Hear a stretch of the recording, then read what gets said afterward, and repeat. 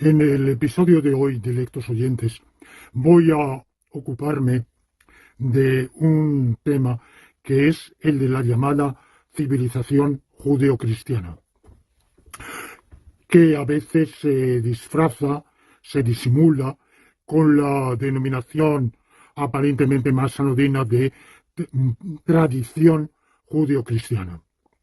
Esta palabra que hoy a la cual estamos muy habituados, en la cual se suele decir en nuestros países de la tradición judeocristiana, los países de el sistema de valores judeocristiano u otras formulaciones parecidas. Esto estamos muy habituados y creemos que efectivamente existe un algo que es un denominador común que abarcaría lo judío y lo cristiano, que sería lo judeocristiano, y que se opondría a otro tipo de tradiciones, de civilizaciones diferentes, por ejemplo, las de la tradición hinduista, la islámica, la confuciana, en general las del Extremo Oriente, el chamanismo, etcétera. Bueno, hay diversas, o sencillamente otros. Por ejemplo, la africana, que es difícilmente caracterizable. Ahora, vamos a ver esa palabra judeocristiana, que hoy es ese adjetivo judeocristiano, que hoy nos es tan familiar, nos suena que se usa a menudo sin pensarlo muy bien, sin saber exactamente a qué está uno queriendo decir. Es un adjetivo que se acuña en la primera mitad del siglo XIX. No lo hallarán ustedes antes, en el siglo XIV, ni XV, ni XVI, ni XVII, ni XVIII. Ahora, en la primera mitad del siglo XIX, judeocristiano no significa lo que hoy se quiere decir con ese adjetivo, sino que significa lo que es característico, perteneciente o relativo a aquellos individuos de confesión israelita que han abrazado el cristianismo. Es decir, a los conversos, a los recientes conversos del judaísmo al cristianismo. Se les aplica ese adjetivo porque, aun siendo cristianos, son judeocristianos en la medida en que mantienen de su pasada confesión judaica, hebraica o israelita, algunas prácticas. Por ejemplo, siguen absteniéndose de comer carne de cerdo, porque el cristianismo no obliga a comer carne de cerdo, lo permite pero no lo impone. Y bueno, pues un converso del judaísmo al cristianismo puede mantener esa costumbre, puede resultarle por la educación que sufrió tan repugnante, tan inadmisible comer carne de cerdo, que persiste en ello. O ciertas prácticas rituales, puede incluso mantener la observancia del sábado, en la medida de lo posible, cesar toda actividad laboral el sábado.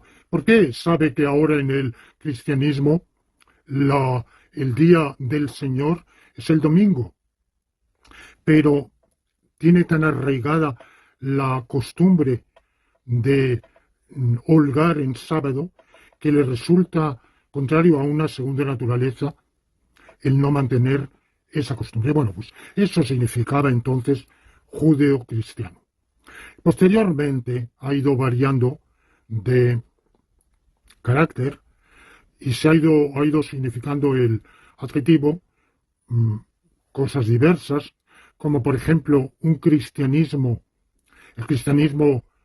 de los primeros cristianos, que eran todos ellos oriundos de la población israelita, hebrea, de Palestina, que venían de la religión hebraica, del judaísmo de aquella época, y que inicialmente, hasta que por efecto de las epístolas de Pablo, de San Pablo, y del reclutamiento del proselitismo entre los gentiles, paulatinamente el cristianismo se apartara de ese origen, pero durante una generación, quizá varias, era un híbrido entre el origen hebraico, judaico, y la novedad de la religión de Cristo, de Jesús, que la del bautismo, que paulatinamente marcó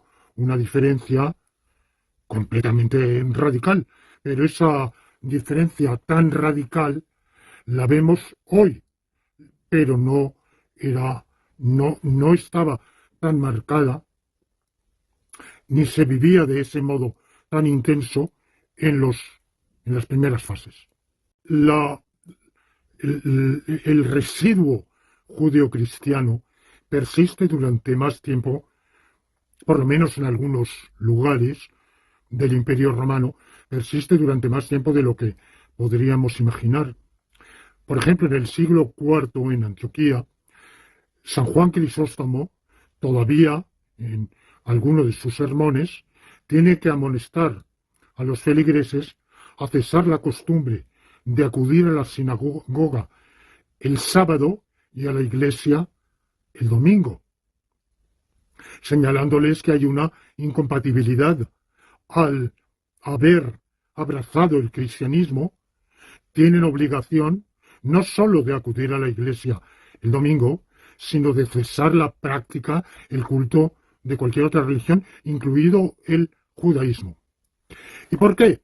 Bueno, pues porque la relación entre el judaísmo y el cristianismo, según se perfila en las propias epístolas de San Pablo y desde luego en toda la práctica posterior, es que el Antiguo Testamento se mantiene, pero la alianza entre Dios y su pueblo, expresada en ese Antiguo Testamento, en la vieja alianza, queda cancelado ese pacto, sobreseído, revocado, al ponerse en vigencia en su lugar un nuevo pacto. Y la diferencia es doble, la diferencia entre el viejo pacto y el nuevo pacto. El viejo pacto se daba entre Dios y el pueblo elegido, el pueblo hebreo. El nuevo pacto se da entre Dios y el conjunto universal de aquellos seres humanos que sigan las enseñanzas de la fe cristiana, que adopten esa fe, sean bautizados y lleven una vida conforme con las enseñanzas de Jesús, de la moral preconizada por Jesús. Tratar a los demás como a uno mismo. No hacer la regla de oro cristiana, no hacer a nadie lo que no querríamos que nos hicieran. Considerar hermanos a todos los seres humanos. Bueno, pues esa nueva moral, totalmente diferente de la moral del Antiguo Testamento, es la que vincula a Dios con su pueblo, pero ahora su pueblo no es una etnia que él por sus designios insondables hubiera escogido entre toda la humanidad, sino que es el conjunto de la humanidad, aunque para entrar en ella hace falta adherirse a la fe cristiana, profesar, ser bautizado y seguir ese mandamiento de Jesús. Amaos los unos a los otros como yo os he amado. Bueno, pues ese nuevo precepto, esa nueva normatividad es la que determina la nueva alianza. Al ponerse en vigencia esa nueva alianza, la anterior queda cancelada. Esa doctrina de que la nueva alianza cancela reemplaza a la anterior, a la antigua, y que por tanto ésta queda revocada, derogada, abrogada, es la tesis tradicional de las iglesias cristianas, de todas.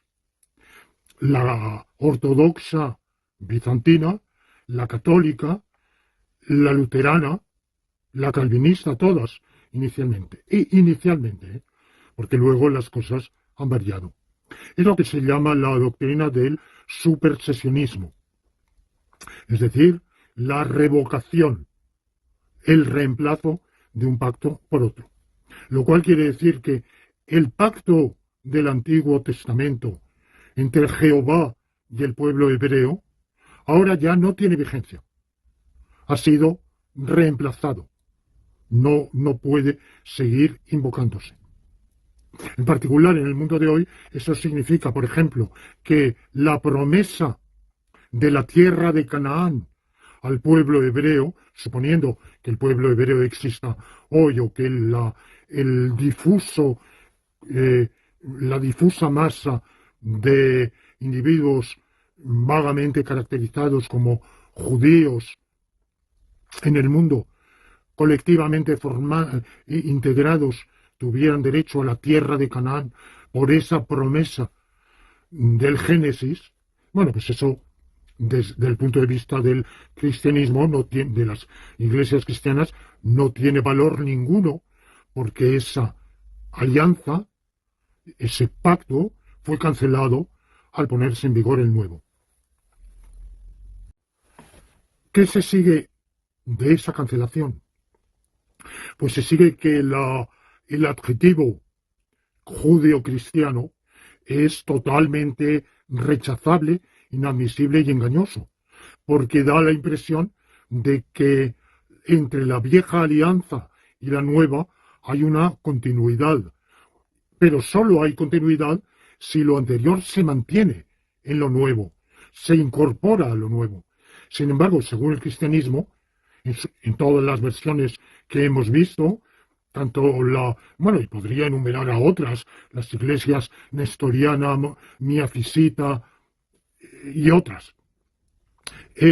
La vieja alianza ha sido totalmente revocada, abrogada, al ponerse en vigor la nueva. Y por tanto, no hay nada judeo-cristiano. Lo específicamente judío dejó de existir. Y por tanto, los mandatos, por ejemplo, del Levítico, del Deuteronomio, no son vigentes para el cristiano. Cuando el rey inglés Enrique VIII quiso anular su matrimonio con Catalina de Aragón por un mandato del Deuteronomio, y hubo un debate en Europa acerca de si esa pretensión era válida o no era válida, en realidad el asunto teológicamente tenía una respuesta muy sencilla, y es que ni el Levítico ni el Deuteronomio tenían aplicabilidad ninguna, porque marcaban mandamientos cuya prescripción era de obligado cumplimiento para el pueblo hebreo, mientras éste estuviera vinculado a la alianza con Jehová, con el Dios que lo había escogido, en un pacto que no era voluntario. El pacto había sido impuesto por mandamiento, decisión exclusiva divina. No se le había dado a escoger al pueblo hebreo entre adherirse o no adherirse al pacto. Le era obligatorio y le otorgaba derechos y obligaciones.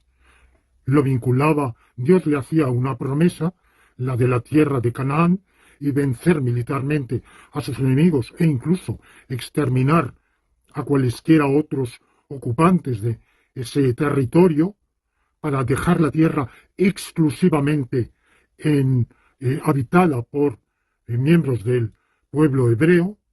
A cambio de ello, los hebreos tenían que atenerse a todos los mandamientos, no solo los 10 mandamientos de la ley mosaica, sino todo su desarrollo ulterior en el Deuteronomio y el Levítico.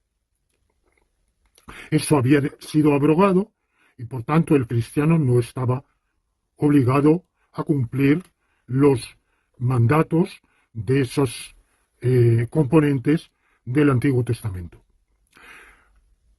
Es la razón por la cual no hay judeocristianismo es sencillamente esa. Pero podemos ir más lejos. Es difícil imaginar dos religiones más diferentes entre sí que el judaísmo y el cristianismo. Primero, cuando hablamos de la religión judaica, judía o israelita, hay que saber de qué estamos hablando. Algo que generalmente suscita el asombro, la admiración de los practicantes de la religión judía o israelita. En realidad el nombre correcto es israelita.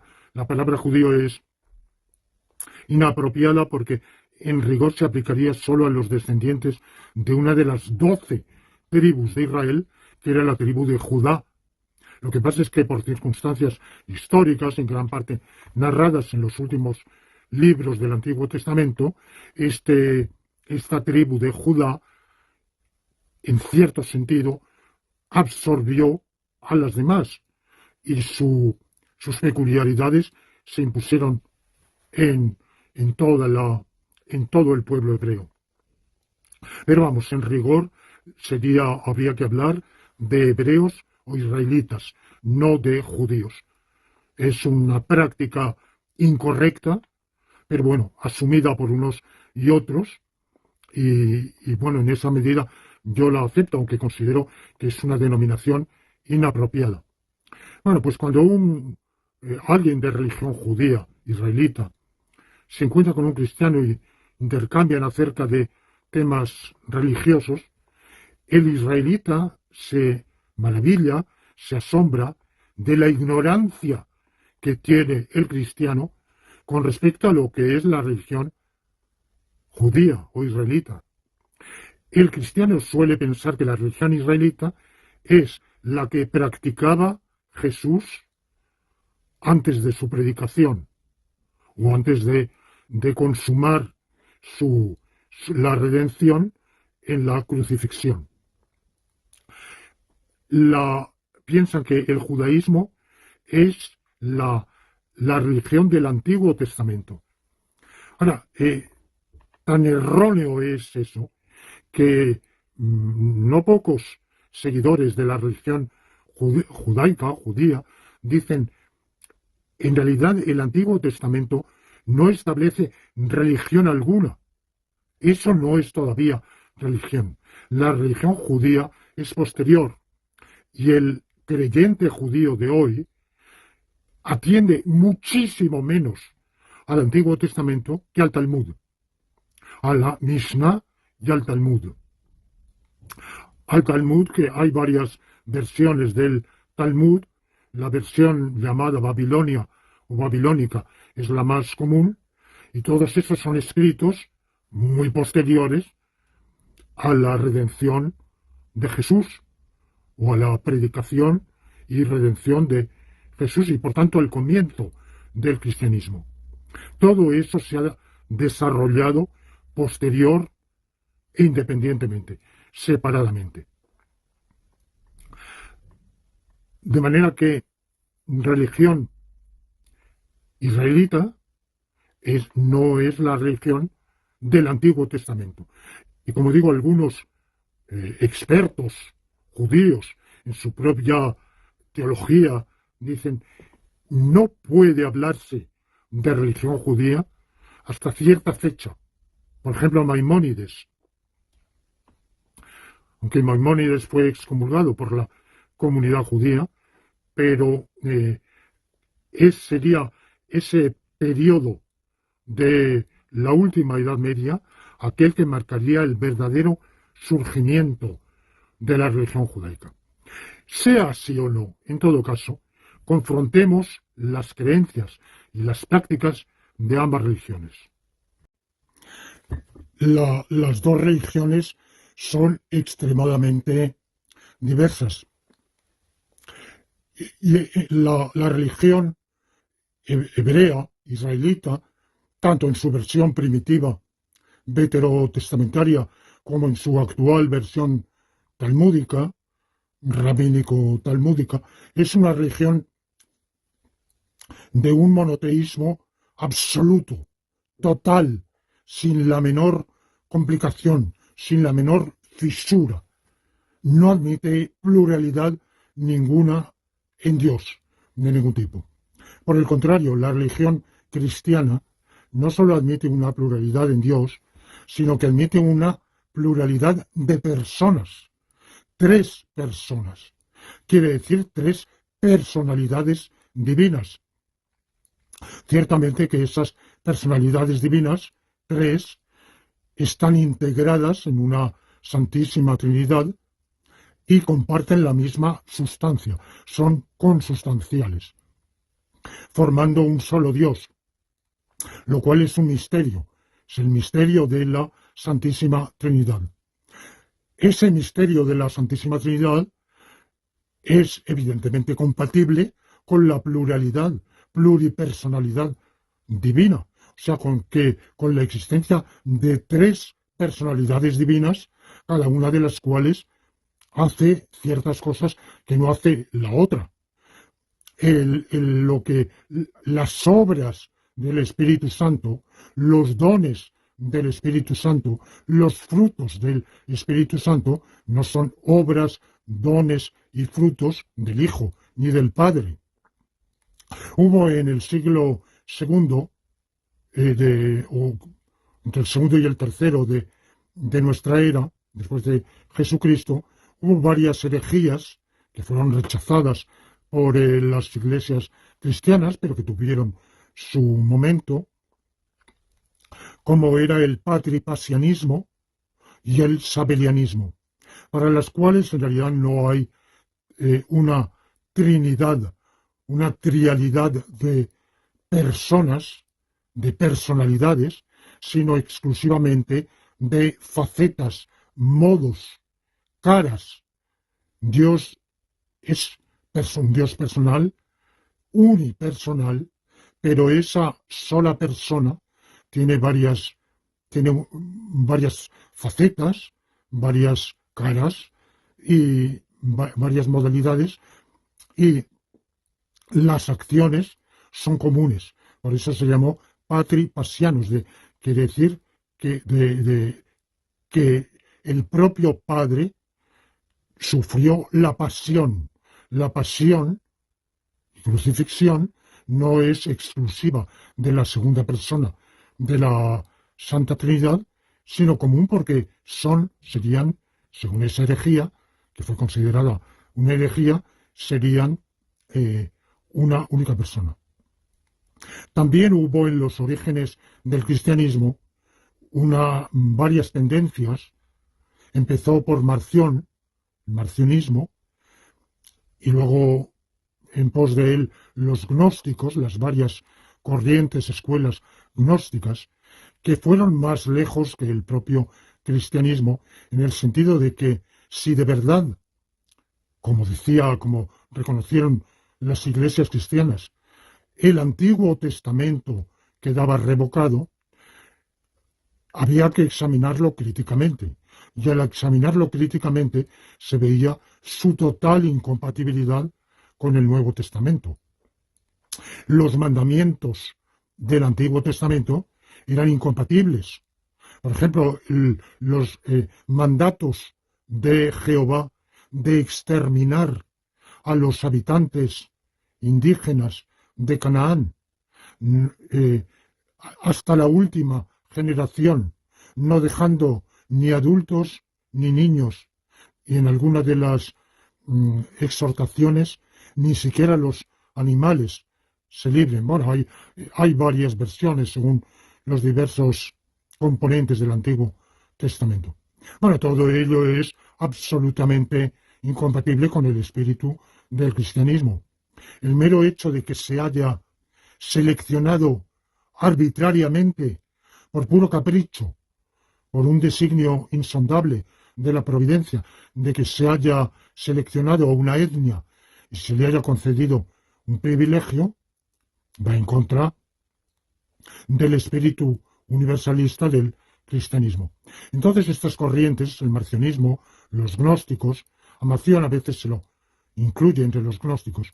Bueno, estas corrientes consideran que el Antiguo Testamento es falso y rechazable.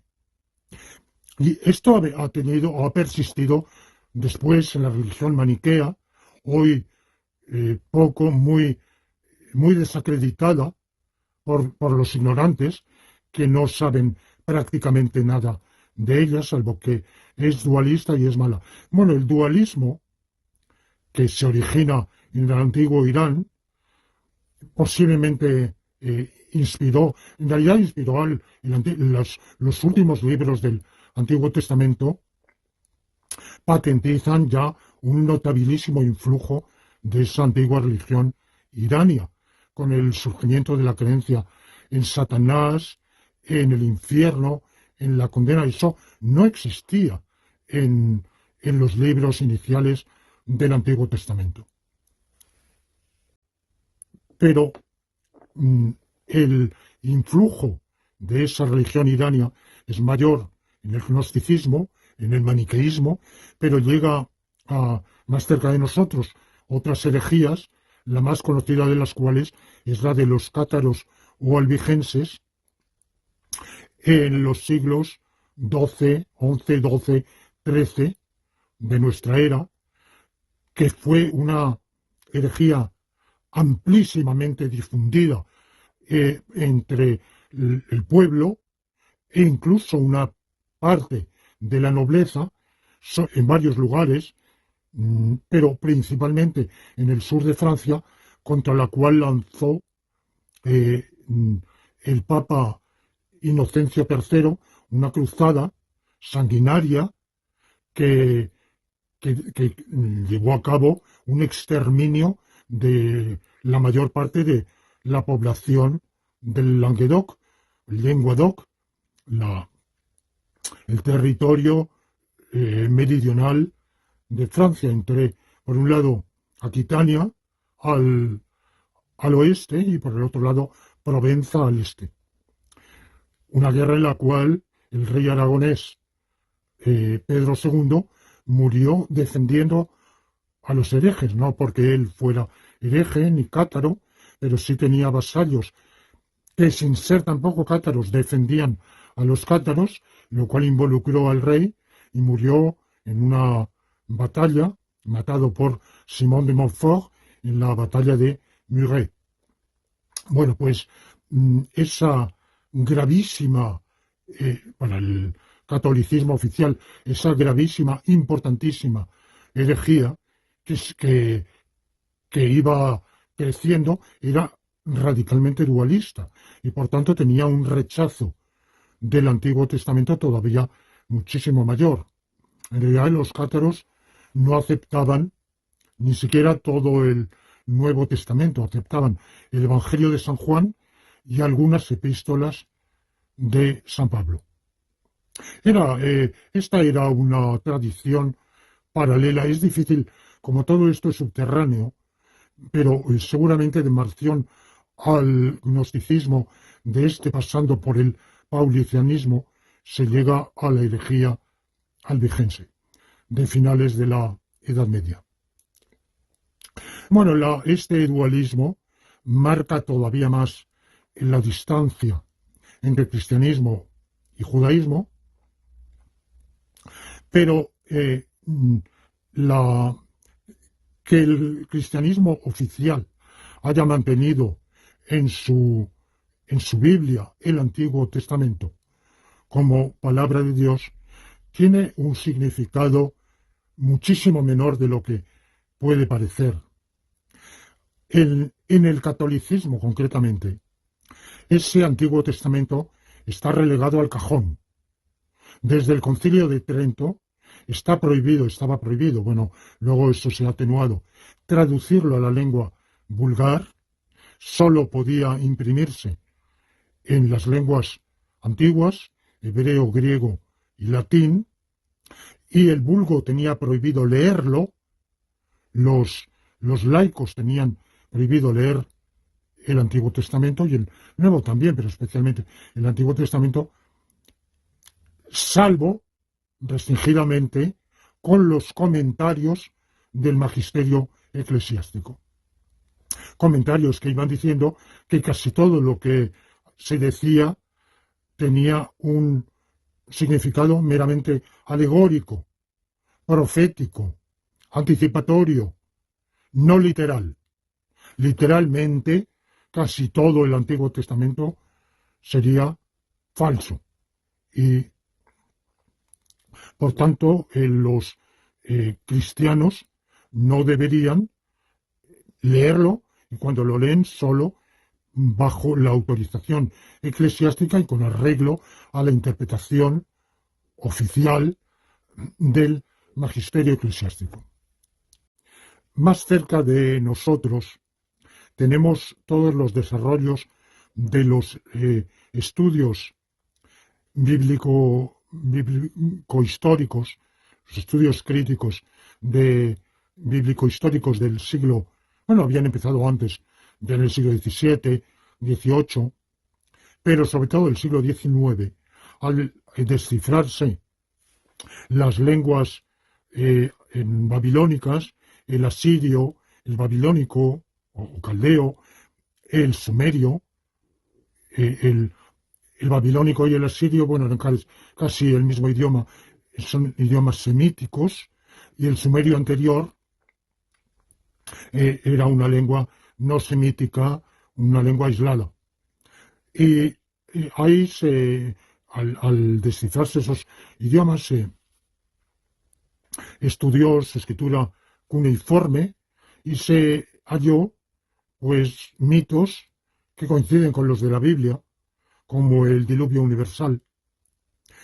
Y se estudió con los historiadores, los filólogos, fueron comprobando que en realidad los mitos, las leyendas que integran el Antiguo Testamento estaban inspiradas por mitos, leyendas de otros pueblos semíticos, que entonces seguramente estaban estrechamente emparentados con el hebreo, en general con otras tradiciones religiosas del Oriente Medio, lo cual llevó a una crisis que hizo que varios de los estudiosos de la asiriología, como se llamó esa ciencia, que eran cristianos, incluso alguno teólogo, fue rechazando el Antiguo Testamento porque vio en él, primero comprendió que las crueldades de la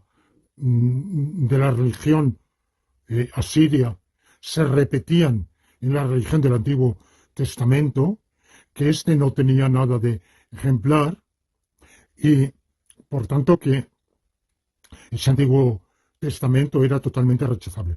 Eso condujo a algunas posturas condenadas por las iglesias oficiales católica y protestante, como el modernismo de Alfred Loisy, por ejemplo, y otras varias corrientes de comienzos del siglo XX, que dijeron quedémonos únicamente con el Nuevo Testamento y rechacemos el Antiguo.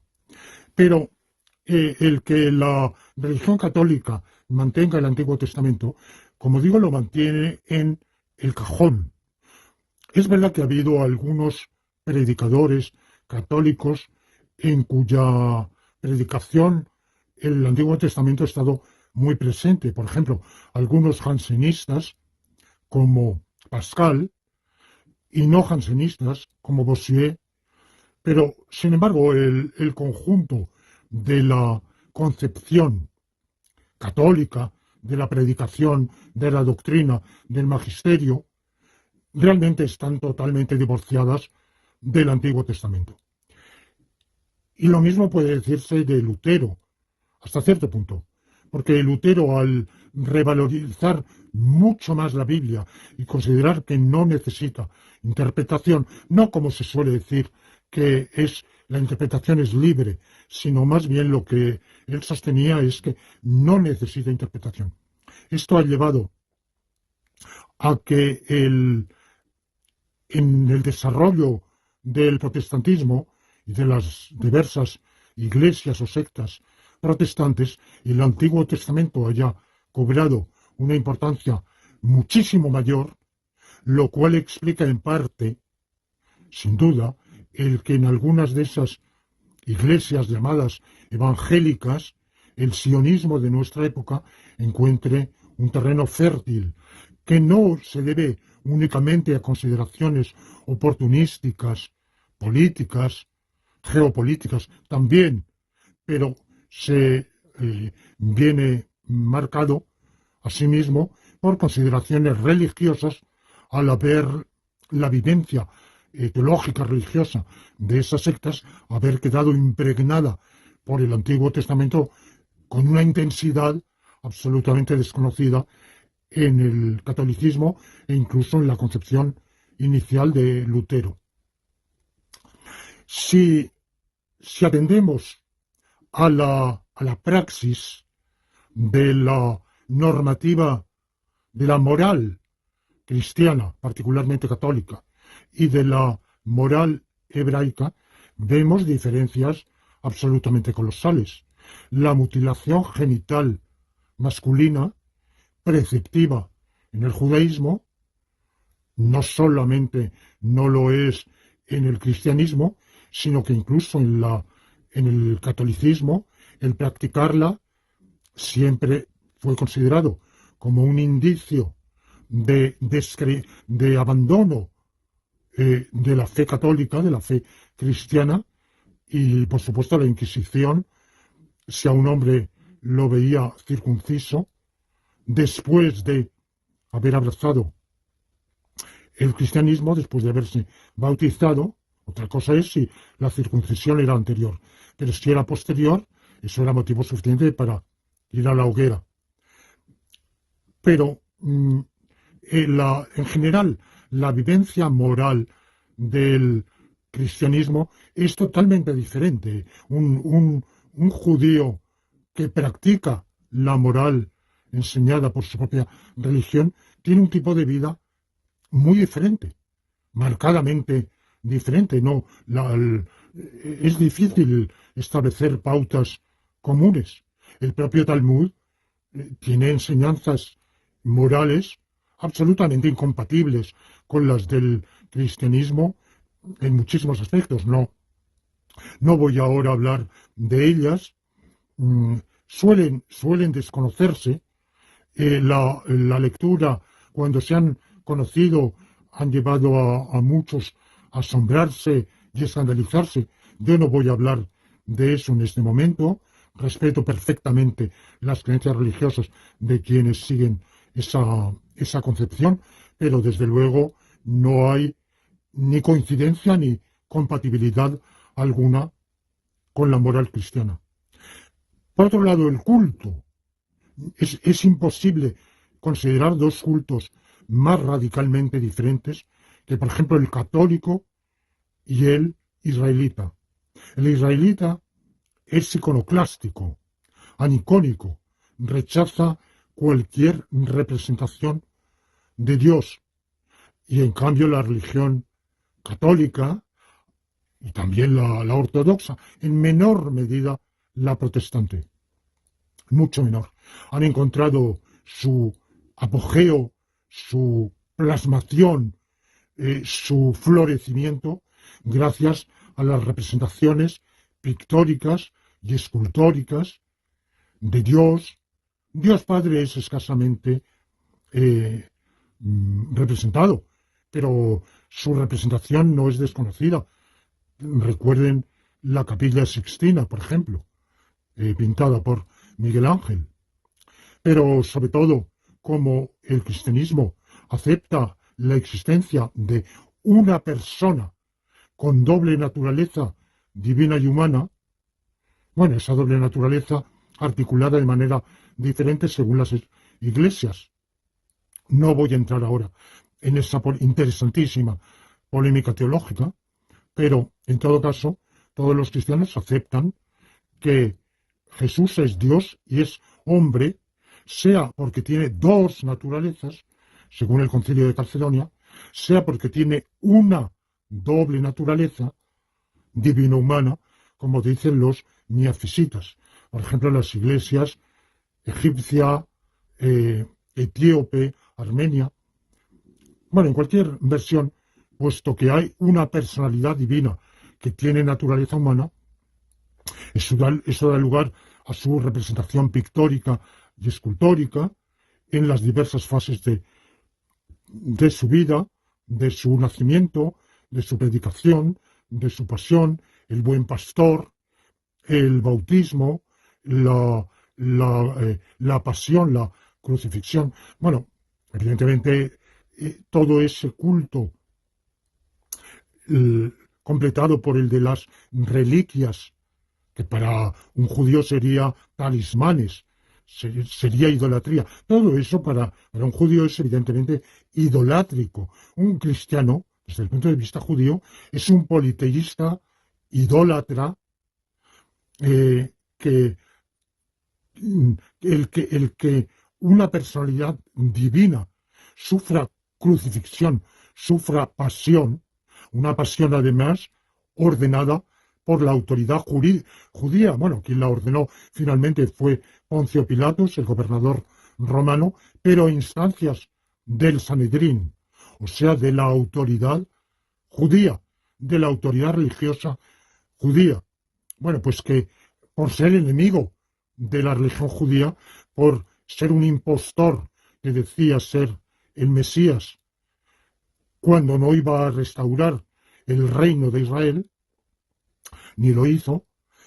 Entonces, que el cristianismo adore a un impostor que fue ajusticiado por la autoridad romana a instancias de la autoridad religiosa judía, que lo divinice, que al divinizarlo postule una pluralidad de personalidades divinas y que lo haga con un culto de imágenes, reliquias, iconos, estatuas.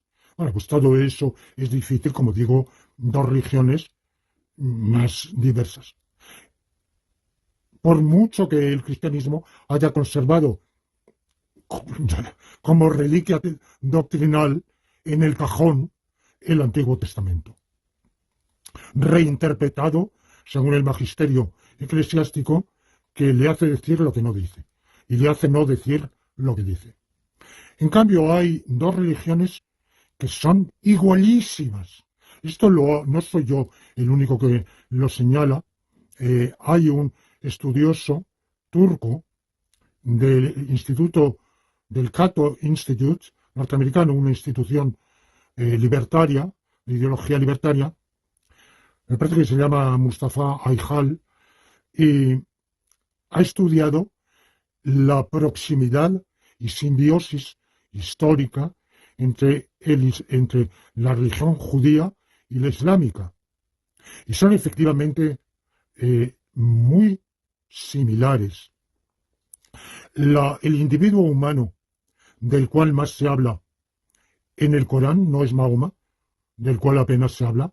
El profeta Muhammad es Moisés. Es el humano del cual más se dice. Y el segundo humano del cual más se habla en el Corán es el faraón. El Corán se considera una continuación de la predicación de Moisés y los profetas israelitas, admitiendo, a diferencia de ellos, a Jesús, pero a Jesús como una figura marginal y además de manera totalmente desnaturalizada de como lo entienden los cristianos, reducida a la figura de un profeta más.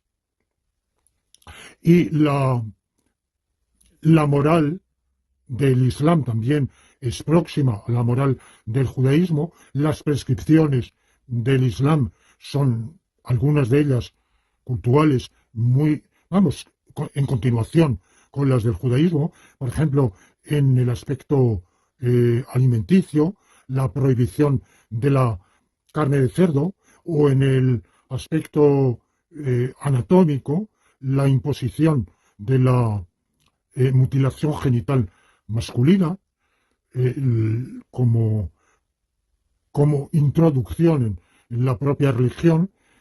El Islam practica, igual que el judaísmo, el recuerdo de Abraham, de la promesa divina a Abraham. Las festividades islámicas pascuales son muy parecidas e invocan episodios del Antiguo Testamento que son los mismos, con modalidades ciertamente diferentes. Por ejemplo, el momento, la festividad en la cual, que tiene varias denominaciones en Islam, en el cual se consume, perdón, el Cordero Pascual. Bueno, todo eso es lo mismo que la Pascua israelita con otra derivación, con otra modalidad. La Sharia, la ley coránica, es una modificación de la ley mosaica, de la ley del Antiguo Testamento, pero no para aquí la similitud, la proximidad, sino que, como lo estudia este autor, pero además es sobradamente conocido, durante siglos y más de 1000 años ha habido una estrecha simbiosis entre judaísmo e islam. El islam, salvo momentos puramente excepcionales, como un momento dado los almohades en España, al final del periodo andalusí, en el periodo final de la Cruzada, hubo un momento de represión en Córdoba, en el sur de España, por parte de los almohades, contra los judíos, porque eran sospechosos de connivencia, igual que contra los cristianos mozárabes, por ser sospechosos de connivencia con los reinos cristianos del norte. Pero salvo estos episodios excepcionales, el judaísmo y el islam han vivido en proximidad y en simbiosis. Los poderes musulmanes han protegido a todos los de religión israelita, los han acogido, los que se refugiaban de los israelitas, que se refugiaban de la persecución cristiana, solían acudir a estados islámicos. Los últimos de ellos fueron el Reino de Marruecos y el Imperio Otomano, la Turquía otomana. Es cierto que los israelitas no gozaban de todos los derechos de los musulmanes, pero sí de muchos derechos, y se encontraban en la corte de los soberanos musulmanes con cargos de confianza, con cargos políticos de alta significación. Por lo cual este autor habla de la dilatada, prolongada simbiosis de ambas religiones. Pero es que ambas religiones son casi la misma. Es decir, la concepción de Dios como ser absolutamente único, sin pluralidad alguna, el rechazo total a esa trinidad o trialidad de personas, el rechazo a las representaciones icónicas, pictóricas, escultóricas. Todo ello es igual. La circuncisión, la prescripción culinaria o alimenticia. Sí, el Islam añade la prohibición de bebidas alcohólicas, que no se da en el judaísmo, pero con todo, hay tal similitud, tal superposición, tal continuidad en las celebraciones festivas de festividad religiosa que he señalado. Hay tal proximidad, tal acercamiento, que podemos decir son dos variantes de la misma religión. Por tanto, de hablar de tradición, habría que hablar de tradición judeo-islámica o de una religión judeo-islámica con dos ramas, y en cambio el cristianismo es completamente aparte. Además de eso, debería añadir que decir que la civilización occidental de hoy es una civilización judeo-cristiana o cristiana o de tradición judeo-cristiana es una absoluta falsedad, porque la civilización occidental de hoy ha renunciado y renuncia completa y absolutamente al cristianismo y está en guerra con el cristianismo. Es verdad que algunos de los guerreros de la Guerra Fría en nombre de la civilización occidental son cristianos y se proclaman adalides y predicadores de una u otra secta cristiana, pero esa predicación entra completamente en conflicto con lo que hoy es el denominador ideológico doctrinal común del Occidente, desde el divorcio al aborto a la concepción del matrimonio, a toda la concepción misma del ser humano, de su destino. Todo ello es completamente contrario. De esto ya hablaré en otras ocasiones, pero que nuestra civilización, bueno, nuestra, no es mía, desde luego, pero en fin, la llamada civilización occidental siga diciendo que es cristiana o judeocristiana, pues es una de sus grandes falsedades, hipocresías y mentiras. Bueno, pues seguiremos en contacto en los próximos vídeos.